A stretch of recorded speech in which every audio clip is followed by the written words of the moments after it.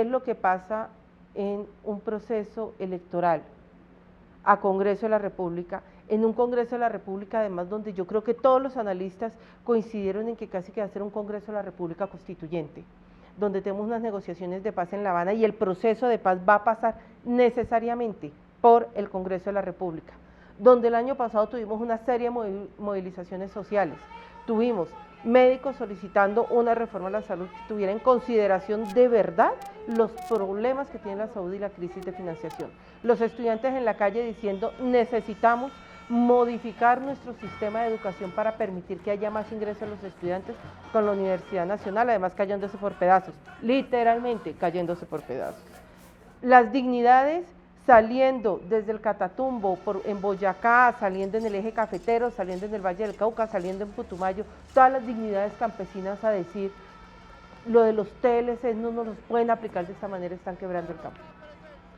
Cuando uno ve todo eso, ve el debate de un Congreso Constituyente y llega uno a un proceso electoral donde precisamente se eligen a los hombres y mujeres que van a ser los responsables en los próximos 4 años de dar respuesta, dar debate, hacer propuestas para solucionar estos temas o para hacer leyes que modifiquen también el sistema, la reforma a la justicia, que modifiquen el sistema electoral colombiano, expida la ley de garantías, y los ciudadanos se quedan en la casa. Yo pienso que las grandes movilizaciones de los últimos 2 años, que son manifestaciones verdaderamente importantes, no solamente por el volumen, sino por la conciencia de la gente, ¿sí? Que ha tenido,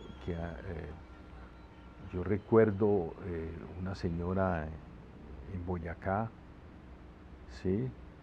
que cuando le preguntaron que si ahí estaba, que si detrás de ellos estaba el movimiento guerrillero, ella soltó una carcajada. No somos nosotros, los campesinos, los cosecheros de papa, los agricultores pequeños, los que estamos protestando contra el TLC. De manera que esos movimientos no encontraron expresión adecuada en las elecciones. Pasadas las elecciones parlamentarias y a pesar de las advertencias, los resultados de la jornada son preocupantes de cara a los retos del país. Por una parte, la abstención electoral superó el 50%, dando lugar a fenómenos como el ocurrido en el corregimiento de Tierra Bomba, donde sus habitantes decidieron no salir a las urnas en rechazo al abandono estatal. Este indicador ha motivado que la propia Organización de Estados Americanos inste a Colombia a investigar el fenómeno de abstención en el país. Desde la Constitución de 1991, que es donde nosotros cogemos como fecha de inicio para nuestros análisis electorales, habíamos venido teniendo un crecimiento sostenido, no grande, es decir, pero sí sostenido en la participación en los diferentes procesos a Congreso de la República.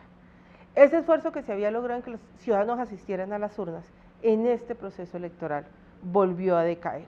Estamos frente a una abstención en Cámara de Representantes del 56%, y de Senado de la República del 54%. Es decir, este Congreso de la República vuelve a ser elegido por menos del 50% de los ciudadanos colombianos. En el 2010 tuvimos una abstención combinada del 52% de los ciudadanos, es decir, el 48% de los ciudadanos salieron a elegir Congreso, veníamos subiendo. En este proceso electoral tenemos una abstención combinada del 55%, es decir, el 45% de los ciudadanos salieron a elegir sus candidatos al Congreso de la República. Pareciera que 3 puntos no hacen la diferencia. 3 puntos es muchísimo en términos de participación ciudadana. Y la abstención que va en unas proporciones enormes, ¿sí? Significa de alguna manera que la calidad de la democracia no es la mejor en Colombia. Yo he venido diciendo, y he sostenido, es una tesis mía, aquí hay una democracia de baja intensidad, que quiere decir que no le llega a la mayoría de los ciudadanos, solo una minoría, unas élites se benefician de la democracia que tenemos. Adicionalmente al fenómeno de la abstención se dio el voto en blanco, el cual también registró un incremento significativo en comparación con los comicios anteriores. Y toda esa movilización generó que se tuviera un incremento, sí, el voto en blanco, tuvieron un incremento importante, 746.000 votos, que equivale al 90% frente a las elecciones del 2010, es decir, 90%, es decir, algo trabajaron y algo quedó frente a las elecciones 2010, no obstante apenas sea el 5% de la votación total de este proceso electoral. Los partidos que pasaron el umbral pues tienen ya sus listas y se presentan. Nosotros solo alcanzarían a inscribir nuevas listas, no habría opción de Registrador, más. ¿estos partidos que pasaron el umbral presentan las mismas personas o se cambian? No, porque aquí está diciendo salvo los partidos que hayan pasado el umbral, quiere decir que no tienen necesidad de cambiar candidatos. Eso sí cambia, esa es la consulta que le damos y eso sí cambiaría radicalmente, por lo menos el voto en blanco y nuestra lucha en lo que corresponde al Congreso. Parte del debate que se dio en esta campaña, que además yo creo que fue muy enriquecedor, es que se pudo valorar realmente cuál podía ser el efecto político del voto en blanco. Entonces había uno que era llamar la atención al Congreso, pero quienes en últimas, en términos de votos, contantes y sonantes, los que se escrutan, los que deciden en últimas la curul, el impacto negativo lo terminaban recibiendo aquellos que muy seguramente los que votaban en blanco no querían afectar. Entonces es una decisión contradictoria, no quiero enviar un mensaje político, pero termina afectando en ese mensaje político a aquellos que considero son los que deberían estar ocupando cargos en el Congreso de la República. Pero cuando alguna gente dice solución voto en blanco, yo creo que esa es una idea contraria a lo que esa misma gente quisiera, porque es evidente que el voto en blanco, dígase lo que se diga, por ejemplo, le haría un daño inmenso a todos quienes no tenemos voto cautivo, voto de clientela, voto amarrado. El promedio normal del voto en blanco fue del 3%. Toda la campaña, los debates, los resultados tuvo un impacto de 2 puntos en el número de personas que salieron a votar en blanco.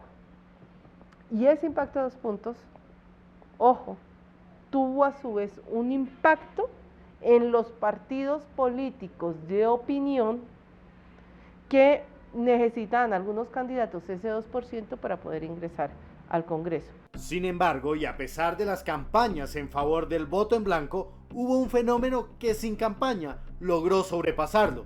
Este fue el voto no marcado.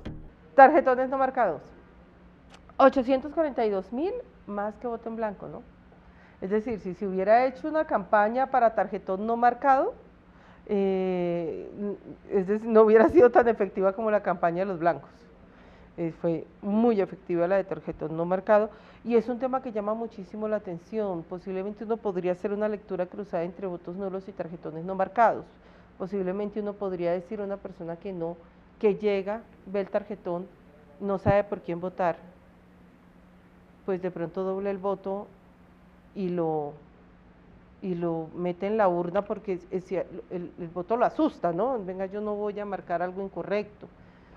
Porque no deja de llamar la atención que una persona que sale de su casa, es decir, que ve su cédula, la guarda, sale de su casa, coge un bus o se va caminando hasta el puesto de votación, llega al puesto de votación, recibe los tarjetones, los dobla y los ingresa a la urna, es decir, tiene muy poco sentido. La situación de los electores en el país, o de la ciudadanía, ¿sí?, al momento de participar,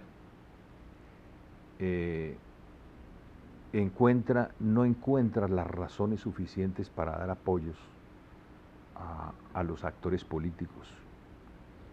Desde luego, hay mucha gente que va a participar obligada.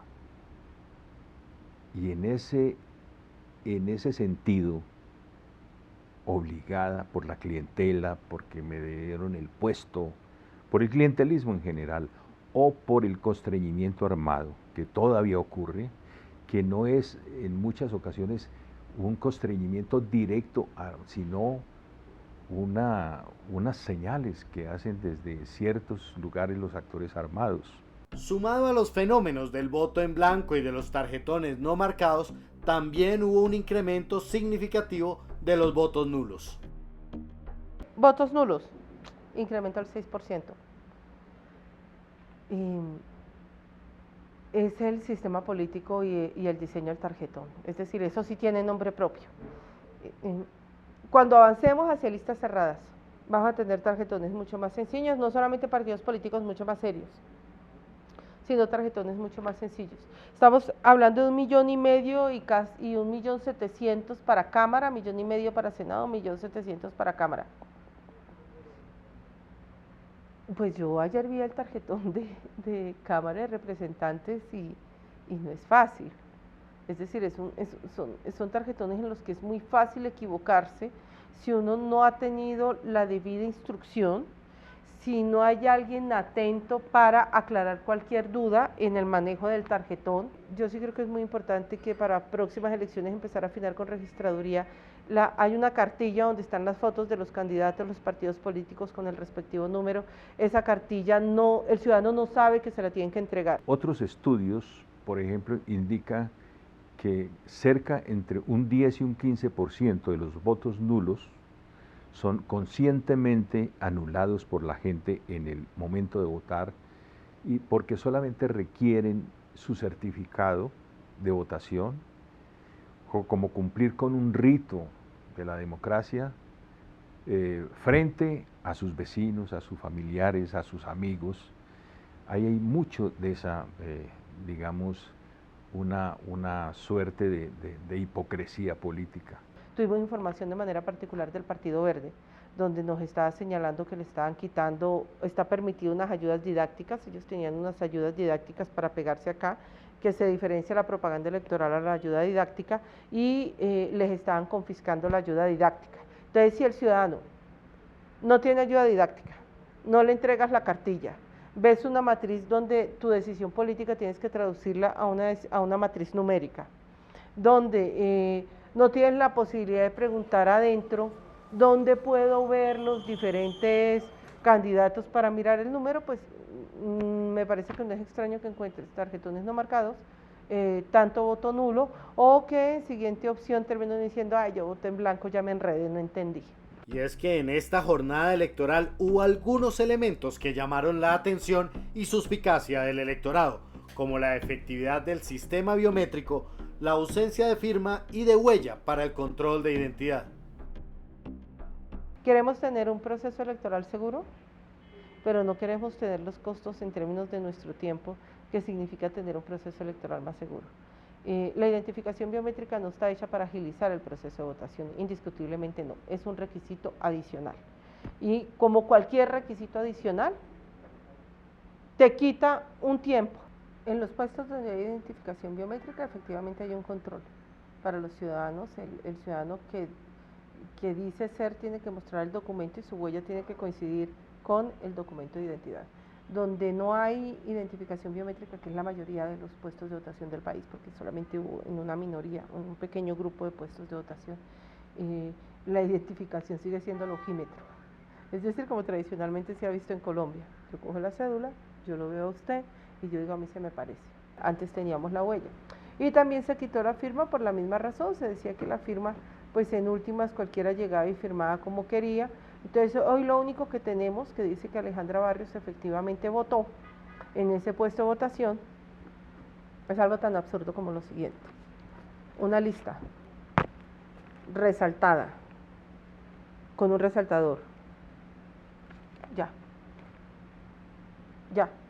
Entonces en Bogotá se puede hacer quizás mayor control, hay más testigos electorales o pueden haber más observadores, pero yo no sé si en el Bajo Baudó, o no sé si en Tierra Alta, o no sé si en algunos municipios de Bolívar, de La Guajira, y de pronto estoy un poco como aburrida en la mesa, los que están en la mesa son mis vecinos, pasó un líder y nos dijo que una platica, y pues como una platica nunca le sobra a nadie, y entonces cogemos y empezamos, ya son las 3:30, 4:45, Ah, listo, y empezamos a marcar, estamos los tres, depositamos los tarjetones y muchas gracias, ahí se tiene.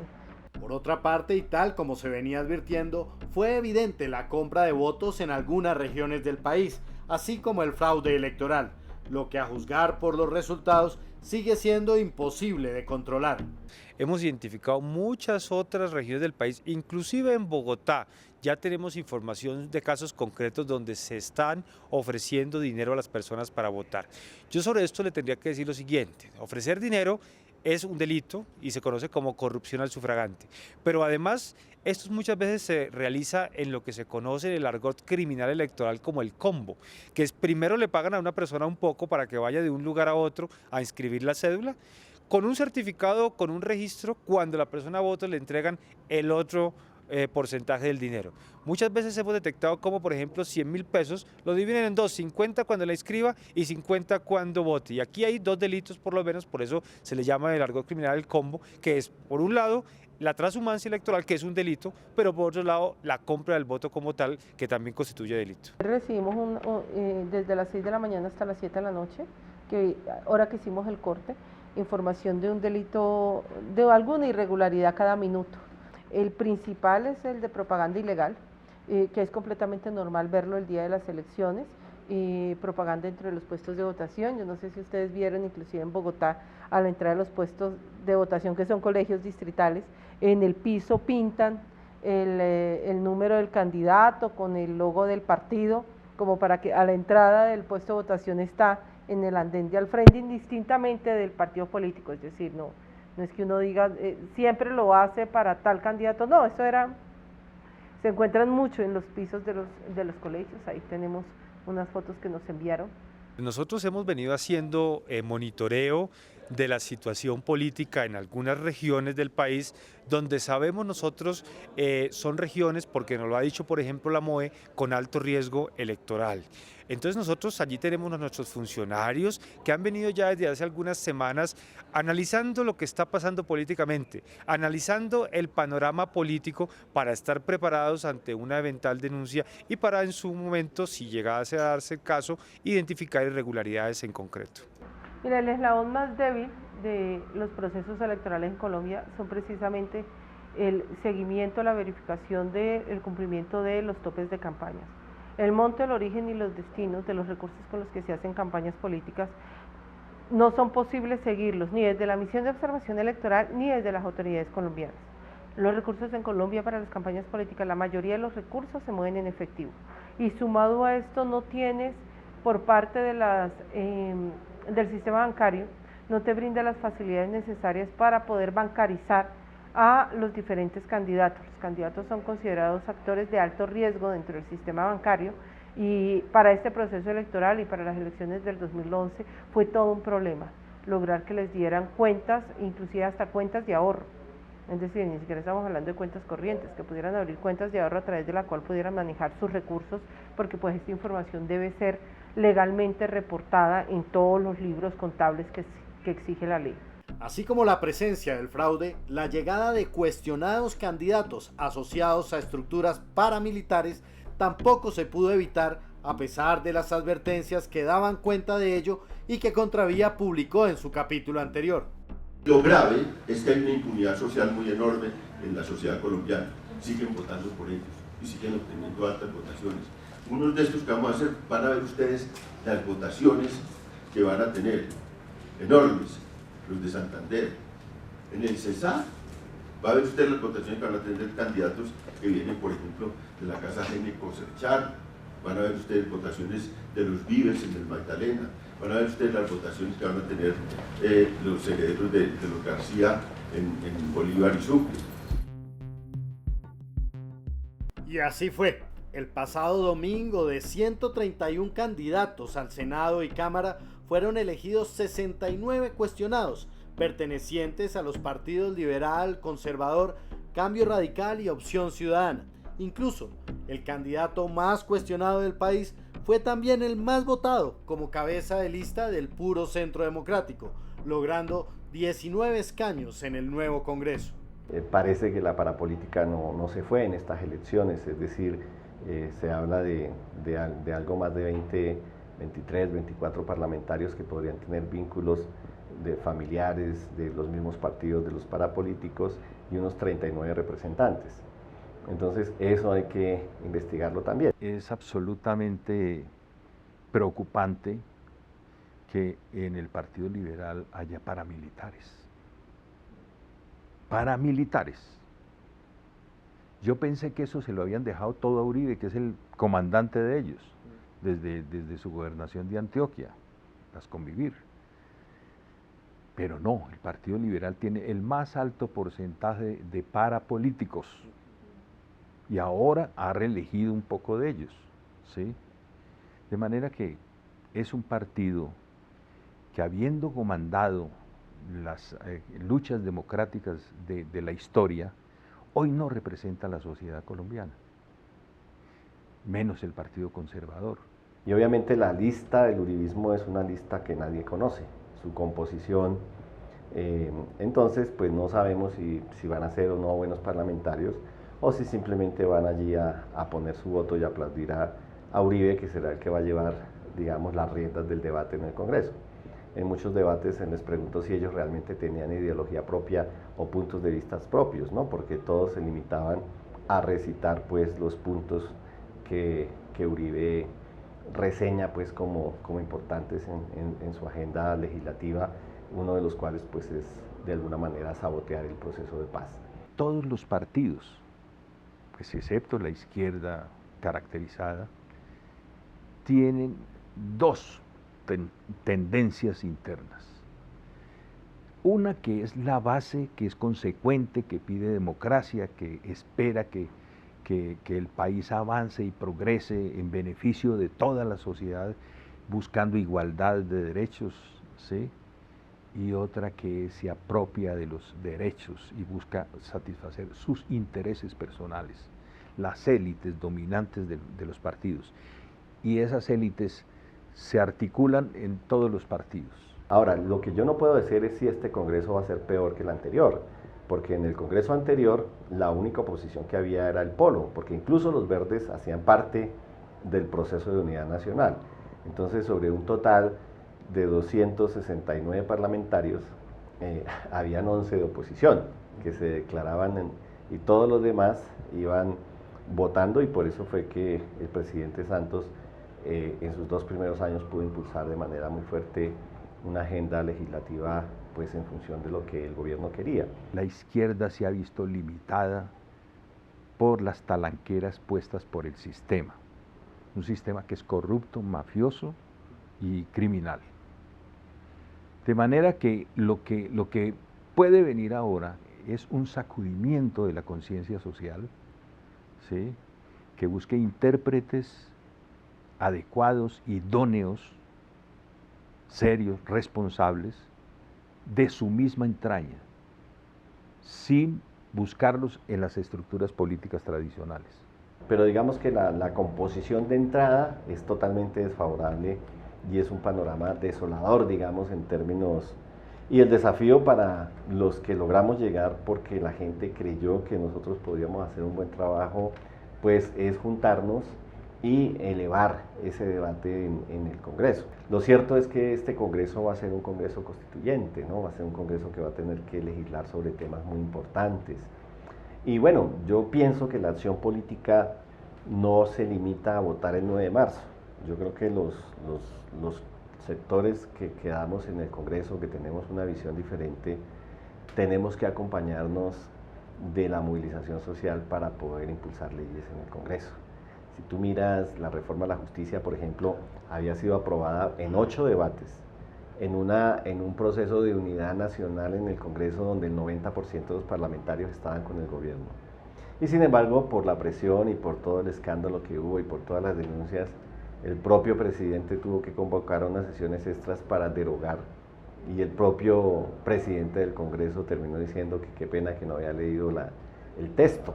Entonces fíjate que la opinión pública sí puede jugar, que la movilización social sí puede jugar, que los medios de comunicación sí pueden jugar también para hacer ese control político al Congreso mismo.